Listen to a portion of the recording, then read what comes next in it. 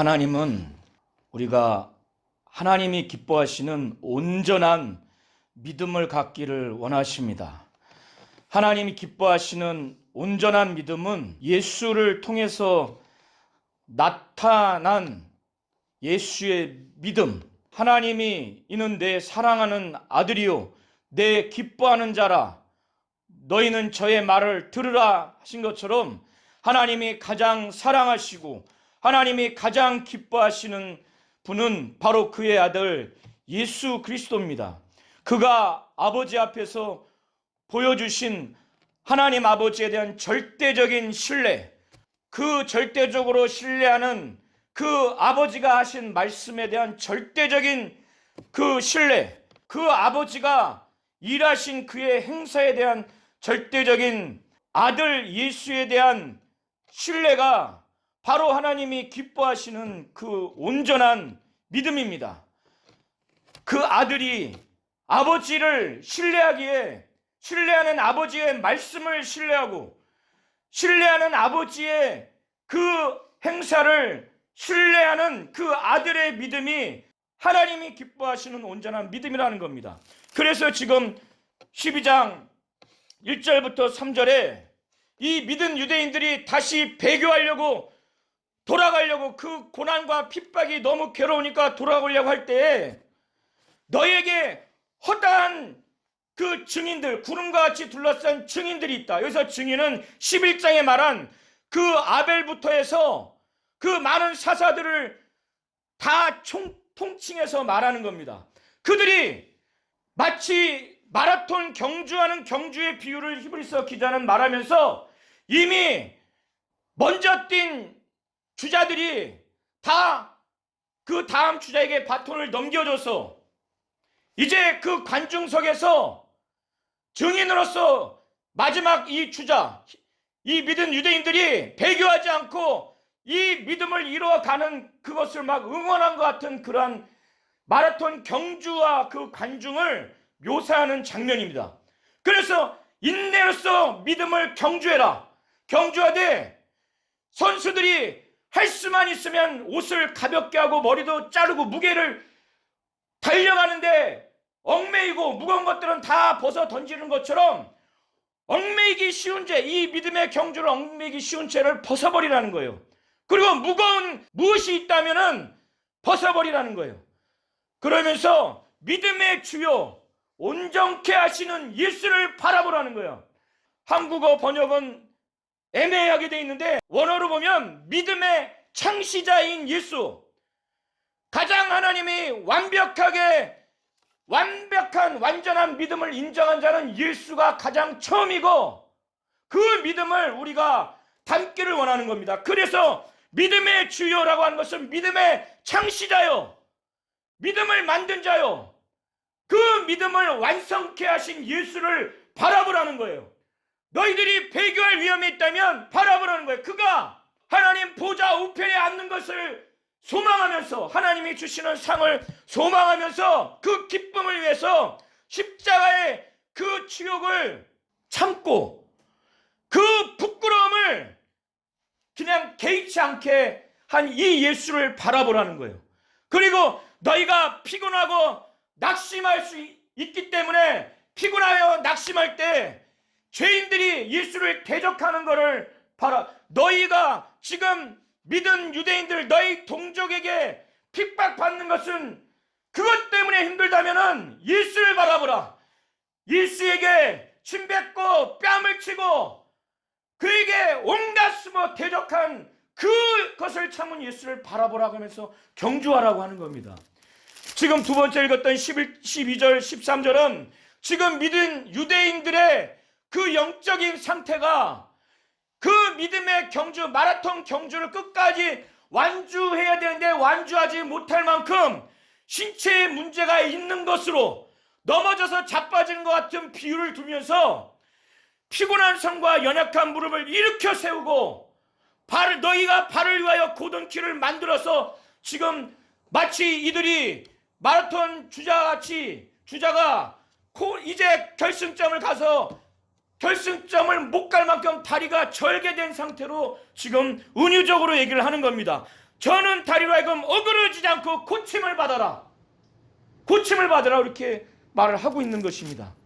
4절로 11절의 내용은 너희가 예수와 같이 구약의 믿음의 그 증인들과 같이 죄와 싸우되 아직 피 흘리기까지는 대항치 않았다는 거예요. 여기서 죄는 이 믿은 유대인들이 배교할 수 있는 그 자기가 범할 수 있는 이 사람들 입장에서 자기가 범하는 죄라고 봐도 되고요. 또 반대로 이렇게 배교하게 저들이 짓는 죄, 배교하게 만드는 그 핍박, 몹쓸 짓을 하는 그 죄를 대항하는 것으로 봐도 됩니다. 어느 것으로 보든 간에 이들은 죽기까지 싸우지는 않았다는 거예요. 피 흘려 죽기까지는. 이게 문제라고 히브리서 기자는 말하는 겁니다. 그리고 두 번째는 뭐냐면 이미 하나님께서 아들들에게 권하는 것 같은 권면의 말씀을 잊었다고 하는 거예요. 너희가 죄와 싸우되 배교할 위험의 그 죄를 피 흘리기까지는 고난당하지 않는다는 거예요. 그렇게 저들이 죄 짓는 행위 고난을 그렇게까지는 하지 않는다는 거예요.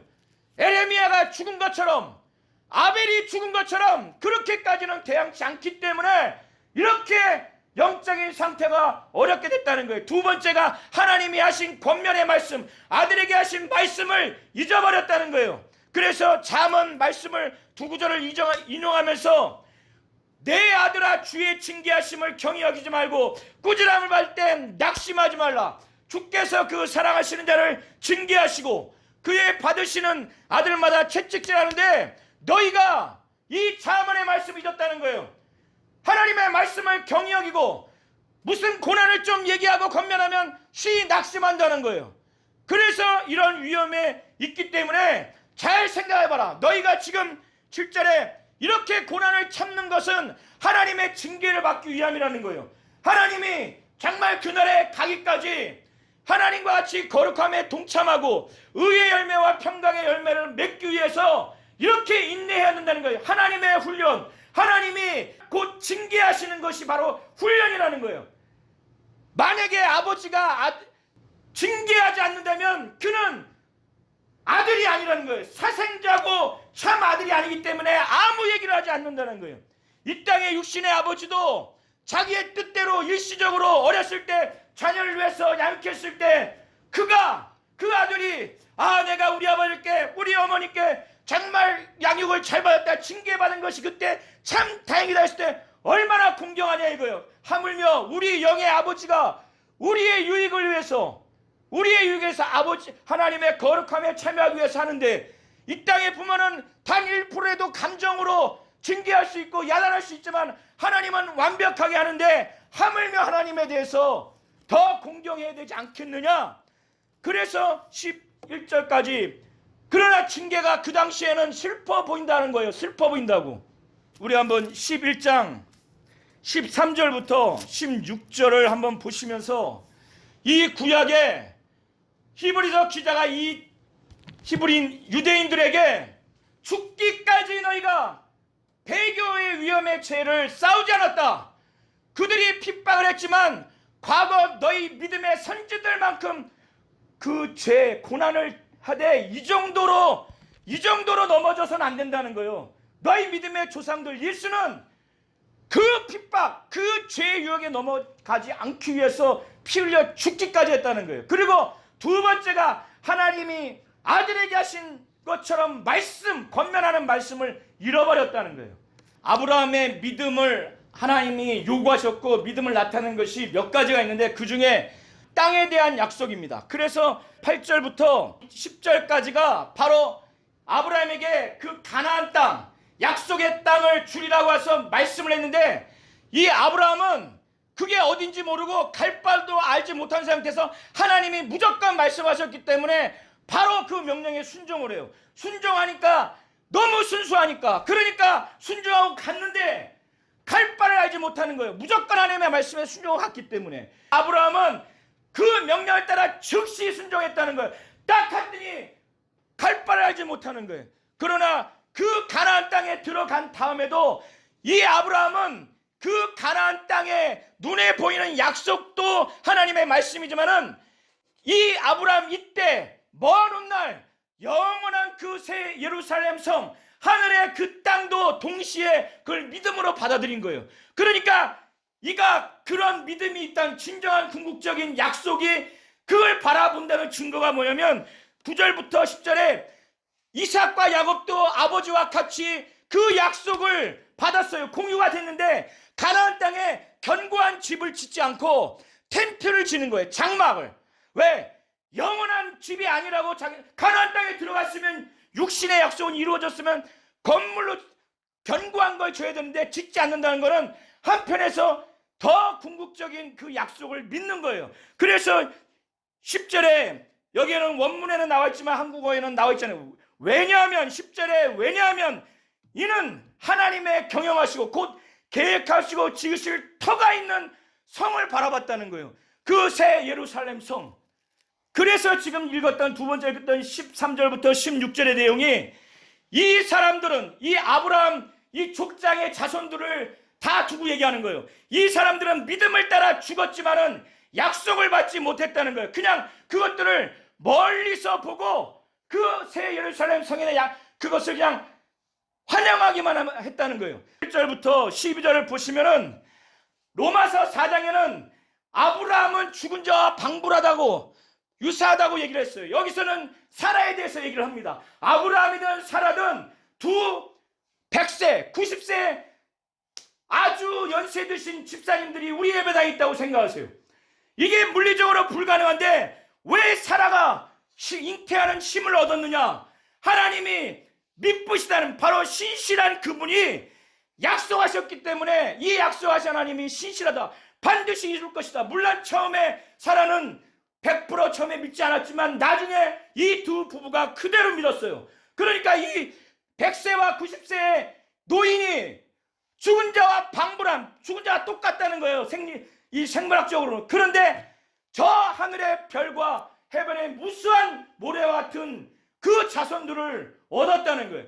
이 약속, 이 땅에 대한 약속과 자손에 대한 약속을 전제로 해서 지금 히브리서 기자는 그것들을 멀리서 보고 환영하며 땅에서는 외국인과 나그네로라고 자기들이 그렇게 증거했다는 거예요.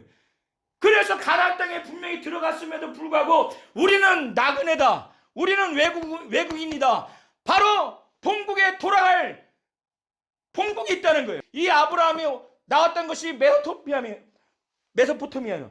하란이란 말이에요. 그러면 그건 돌아가는 거는 바로 갈 수 있어요. 그래서 가나안 땅에 들어왔음에도 불구하고 외국인과 나그네라고 자기 스스로 증거하는 걸, 이걸 볼 때 이들이 하늘 본향을 생각한다는 거예요. 하늘 본향을. 그래서 하나님이 이 땅에 먹고 마시고 이 땅에 재산을 축적하고 여기에 마냥 살 것처럼 사는 자들은 부끄럽다는 거예요. 이 아브라함과 이삭과 이 야곱, 이 요셉의 족장들의 이 믿음을 하나님은 이들이 우리 하나님이다, 이 창조주 하나님이 우리 하나님이라는 것을 하나님은 부끄럽지 않다는 거예요. 자, 16절을 다시 한번 보시면서, 다만 이 땅의 것만을 바라보는 믿음의 사람들이 하나님이 얼마나 부끄럽게 여기겠느냐 이거예요. 16절 한번 보시면서 우리의 믿음을 한번 다져보시기 바랍니다. 자, 16절. 더 나은 본향을 사모하니 하나님이 저희 하나님이다, 아브라함의 하나님이다, 이삭의 하나님이다라고 이런 믿음을 갖고 있으니까 하나님이 부끄럽지 않다는 거예요. 반대로 이 땅의 것만을 바라보는 믿는 자 A의 하나님이라는 것은 역으로 말하면 하나님은 부끄럽다는 거예요. 이런 믿음을 히브리서 기자는 말하면서, 믿음은 바라는 것들의 실상이라는 거예요. 보지 못하는 것에 대해 증거라는 거예요. 이게 한국말로 좀 어려운데 원어를 좀 보면은, 믿음은 바라는 것에 대한 하나님이 말씀하신 말씀의 내용이 이루어지기를 기대하고 소원하고 바라는 것에 대한 확신이 바로 믿음이라는 거예요. 그리고 보이지 않는 것이 하나님이 이루어 주실 것이라고 하는 강한 자신감, 하나님을 믿기 때문에 그의 말씀이 지금은 눈에 안 보이지만 보이리라고 하는 강한 자신감이 바로 믿음이라는 거예요. 예수의 이름으로 귀신을 나간다는 것이, 처음 예수 믿는 사람은 그것이 이루어졌으면 좋겠는데 그것이 이루어질 줄을 우리 안에서 믿으면 이 믿음이 당장 예수 이름으로 귀신이 나간 것이 눈앞에 보이지 않을지라도 우리의 심령에는 그걸 믿은 확신이 있기 때문에 이 믿음이 바로 저 실상이라는 거예요.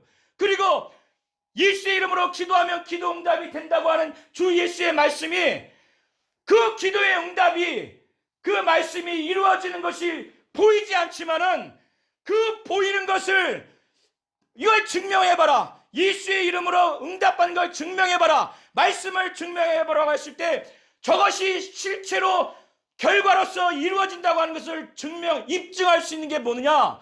바로 그게 믿음이라는 거예요. 믿음이 있는 사람은 바로 응답되고, 그래서 바라는 것들의 실상이요 보지 못하는 것의 증거라고 말하는 겁니다. 그리고 2절에 이 선지들 조상들은 이 믿음으로써 하나님께 증거를 얻었다고, 바로 인정받았다는 겁니다. 그래서 아벨과 에녹은 하나님이 볼 때 각 말씀을 주시고 그들에게 그 말씀대로 이루어지라고 하는 것을, 아벨은 하나님이 원하시는 대로 믿음으로 그 제사를 드리니까 하나님이 그를 의로운 자라 여기고, 그 믿음이 있는 사람이 드린 예물도 하나님이 인정하신다는 거예요. 그래서 예물에 대하여도 하나님이 증거하고, 저가 죽었지만은 사람은 이름을 남긴다고, 호랑이는 가죽을 남긴다고, 그런 얘기가 있듯이 믿음이 있는 이 아벨이 오히려 그는 죽었지만 믿음이 증거한다는 겁니다. 오히려 그 믿음이 말한다는 겁니다. 5절부터 우리 7절을 한번 읽도록 하겠습니다. 에녹과 노아를 통해서 하나님이 원하시는 믿음이 어떠한 부분인지를 한번 잘 보도록 하겠습니다. 그래서 이 노아는 자기 가족의 구원을 위해서, 이 노아 이전에 노아는 홍수라는 걸 한 번도 보지 않았는데 하나님이 경고하셨기 때문에 그걸 그대로 믿었어요. 120년 동안 바다도 아닌 저 육지에 어마어마한 걸 졌을 때 전부 다 한마디씩 하고 가지 않았겠어요? 비아냥거리고 비판하고 뭔 짓거리 하는 거냐. 그랬을 때 이 하나님은 노아의 이 믿음을 보고 처음으로 의롭다 여기고 그 의의 후사로 여겼다는 것입니다. 그리고 에녹은 얼마나 하나님이 기뻐하시냐면, 하나님을 가까이 하는 게 쉽습니까 어렵습니까? 하나님의 그 모든 조건을 만족시킨다는 건 대단히 어려워요. 그러나 에녹은 하나님과 동행했다는 거예요. 하나님과 동행한다는 건 그의 그 에녹의 마음과 생각과 말과 행동이 하나님이 요구하시는 그 믿음, 하나님이 어떠한 말씀할 때 그 말씀에 대한 결과가 있을 것이라는 것이 조금 더 흔들리지 않았기 때문에 하나님은 엘리사와 이 에녹만은 이 땅에, 죄 많은 이 땅에 두지 않고 바로 데려가실 만큼, 그래서 지금 히브리서 기자는 에녹의 믿음을 보고 믿음이 없이는 하나님을 기쁘시게 할 수 없다. 그 믿음이 뭐냐? 하나님이 살아 계신 것과 그가 반드시 가까이 가면은 상 주시는 이심을 믿어야 된다. 저와 우리 모든 성도님들이 하나님이 살아계시다는 걸 믿으십니까? 그 믿는데 원론적이고 총론적이고 추상적인 믿음은 다 있어요. 그런데 이 사람들처럼 노아가 120년 동안 엄청나게 비난을 받았을 때도 하나님만을 생각하면서, 살아계신 하나님만을 의식하면서 할 수 있겠느냐 이거예요. 이 많은 믿음의 이 아브라함과 또 모세와 많은 사사들이 그렇게 죽임을 당하는 순간까지, 그 순간까지 하나님이 살아계시다는 강력한 그 심령의 굳건함을 갖고, 우리는 경제적이거나 육체적이거나 여러 어려우면은 그 순간 잊어버리지 않습니까? 마치 하나님을 인식하지 못하는 사람처럼 말하고 행동하지 않습니까? 그리고 하나님이 그 말씀에 대해서 반드시 보응한다는, 상 주시는 이심을 믿으라는 거예요.